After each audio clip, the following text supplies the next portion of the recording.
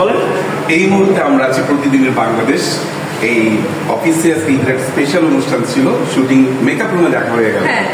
যাই হোক, সবার আগে যে গুরুত্বপূর্ণ কথাটা বলছে, আমরা পাঞ্জাবের কিন্তু ভাই আমার নিজের ঈদের জন্য বানানো, আর এটা সে বিশ্বরম থেকে কিনেছে ঈদের কালেকশন থেকে।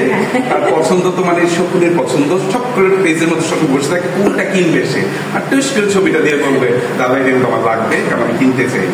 যাই হোক, আপনারা সবাই যার যার সামর্থ্য অনুযায়ী যার যার অবস্থান থেকে সুন্দর সুন্দর কাপড় পরেন, সুন্দর সুন্দর কাজ করেন, সুন্দর সুন্দর পারফরমেন্স করেন, কিন্তু খেয়াল রাখতে হবে যে বড় লোক না সেজে বড় মানুষ হওয়াটা জরুরি না দিদি ভাই?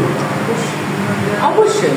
আর আমার কথা হচ্ছে যে আমি চাইলেই তুমি তোমার একটা পোশাক আমাকে পাঠাতে পারো, আমি পড়তেও পারি, এটা হয়তো ওয়ার্ল্ড ওয়াইড একটা ট্রেন্ডও আছে, কিন্তু সব সময় সব জায়গায় ভালো লাগে।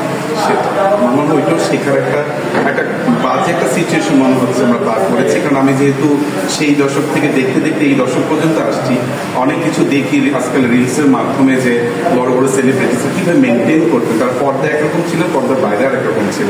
তা আমরা সবটাই পর্দা না বানাইলেই হয়। আসলে আমাদের মাঝে মাঝে নিজস্বতা কিছু থাকা উচিত, নিজস্ব অস্তিত্ব থাকা উচিত, নিজস্ব পছন্দ থাকা উচিত। যাই হোক, সবাই ভালো থাকবেন। আবার সবাই একসাথে বলে দিই ঈদ মোবারক।